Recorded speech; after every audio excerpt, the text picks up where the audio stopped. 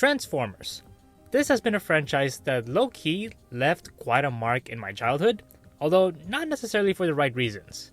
I never grew up watching the G1 Transformers from the 80s or the Beast Wars series of Transformers in the 90s. Instead, my first ever introduction to Transformers was in 2007 with Michael Bay's live-action adaptation of the franchise. Looking back in hindsight, it's kind of amazing how I was able to watch a movie like this at the age of 6. Point aside, since I was really young when I first learned about this franchise, and the Bayformers movies only got worse as time passed, I grew up with the idea of Transformers being nothing more than just a hodgepodge of crude jokes and mindless action between two robot factions literally tearing each other apart. That being said, after the dumpster fire of Transformers The Last Knight, there was an effort to actually make Transformers movies that were more than just mindless entertainment, with Bumblebee in 2018 and Rise of the Beasts in 2023 introducing the idea that Transformers have serious lore and a compelling story that we should care about.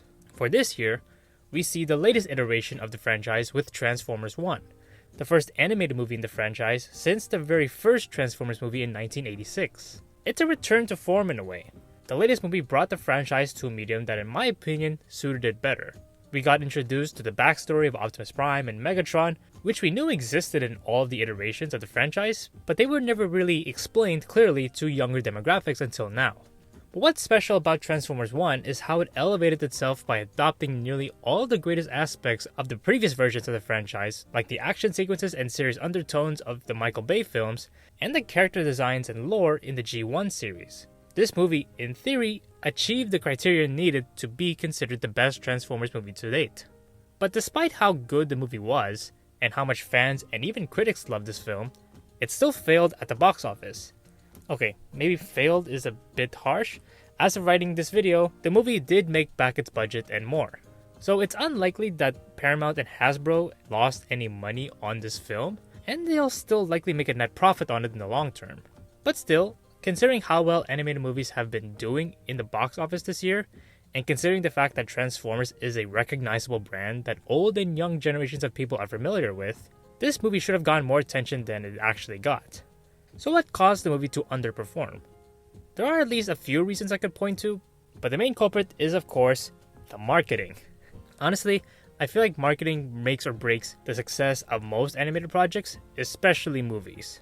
With the case of Transformers 1, the marketing failed miserably to show the movie's strengths. The first trailer made the movie look as if it's just a funny, lighthearted movie meant for kids, while Transformers 1 was more lighthearted compared to the live-action films, and it is targeted more towards younger demographics. The first trailer overemphasized just how lighthearted it actually is.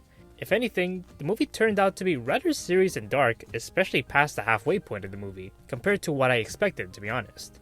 Now, I'm sure there are some people who watched the first trailer and were drawn in by the change in tone for the franchise, but when people think of Transformers, whether you like it or not, they think of two robot factions battling each other for dominance through entertaining violent action. To be fair to the marketing, the second trailer did show that more serious aspect of the movie, like some of its action scenes, but the marketing push was simply not enough. The same also goes for the amount of time they put into the marketing campaign. I mean, with movies like Despicable Me 4 and Inside Out 2, I learned about these movies roughly 7 to 9 months ahead of the actual premieres. Meanwhile, I only heard about Transformers 1's existence just 5 months in advance. Now sure, those are big blockbuster movies, so it shouldn't be fair to compare them, I guess, but even The Wild Robot, which is pretty comparable to Transformers 1, had a better marketing push in my view. Keep in mind, I'm someone who closely follows news in the animation world, so imagine how long it takes for the average movie watcher to learn about the movie and build up the interest needed to watch this in theaters. For a movie like this, which is wildly different from its predecessors, it needs to have time to be marketed as something much more than just a rebooted animated version of Michael Bay's movies. That leads me to the other problem when it comes to Transformers generally, not just with this movie, Michael Bay's irreversible impact on the franchise.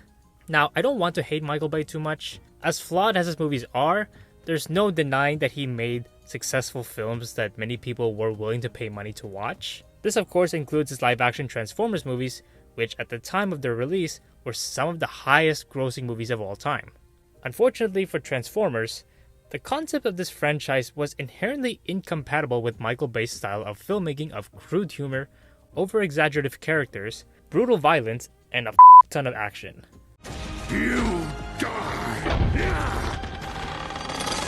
While you could argue that is what made Transformers a success in the box office, the downside is when people think of Transformers now, they just think of that specific iteration, and they expect future Transformers movies to have the same crude, dark tone.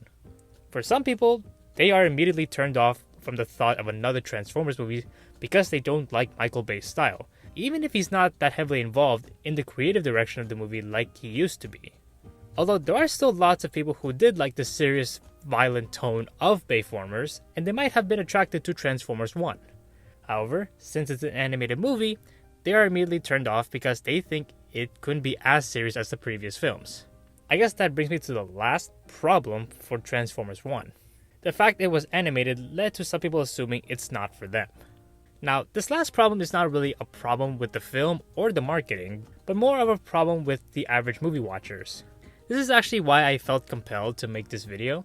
Transformers 1 is arguably the best Transformers movie ever, having a little bit of everything like the character designs of G1, the action and dark undertone of Bayformers, and great writing that made people like me actually care about these characters for the first time.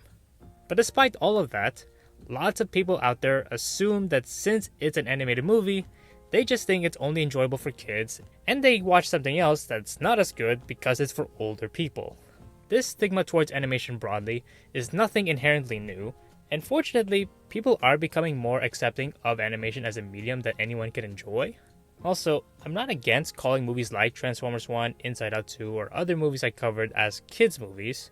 It's true that these movies are made primarily to attract kids and entertain them. But saying something is a kids' movie does not mean adults cannot enjoy them. They absolutely can, and the creators of these movies had to make them enjoyable for adults too. Kids may want to watch these movies, but their parents are the ones who pay for the ticket. So the creators have to make something valuable for adults too. And what they get is a well-written story about great characters learning and experiencing something that they can relate to some degree.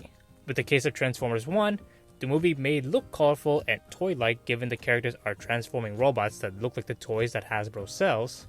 But beneath it all lies a story about how two best friends discovered the dark truth of their society, and their different solutions caused them to turn against each other and eventually start a war that will destroy their world. Although, we'll probably never see that war play out because we have no idea if there will be a sequel to this great movie. All because general audiences seem to have grown apathetic towards Transformers. However, there is still a bit of hope for this franchise. While Transformers 1 may not have been a success in the box office, part of the reason was because it had a short window of time where it is only available in theaters. As of writing this video, this movie has just been released on streaming and digital platforms, only a month after the movie premiered in theaters. So hopefully, you and lots of people out there didn't go out of their way to watch the movie in theaters because you were just waiting for it to be available to watch at home. There's a chance that viewership in streaming and digital sales of the movie will be enough to convince Hasbro and Paramount to make a sequel for the movie.